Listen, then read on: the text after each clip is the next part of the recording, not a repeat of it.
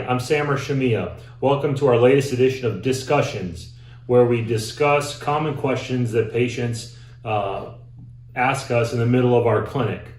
One of the most common things is for someone to read an MRI report from an MRI that was ordered by another physician or by ourselves. The patients will look at the MRI report and see these words: disc bulge, disc herniation. So one of the major questions that people ask me is, what's the difference between a disc bulge and a disc herniation? Well, in order to explain that, it's first important to know what is a disc. So when looking at this model, there are bones that are in the low back and in the neck and in the mid back for that matter.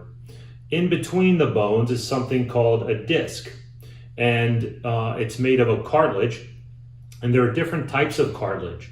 The outer portion of the ring is called the annulus fibrosus.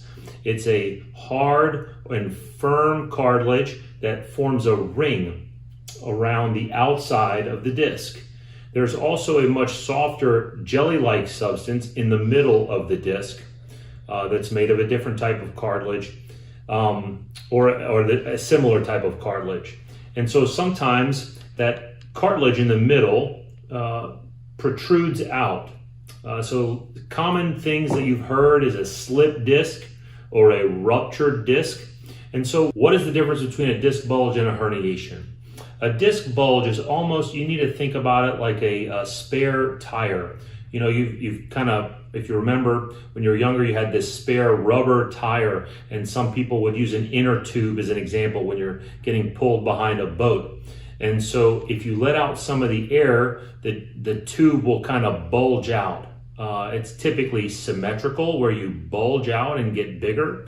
But what happens is the height decreases because you let some of the air out. Sometimes it's an asymmetrical bulge, so it's one side or the other.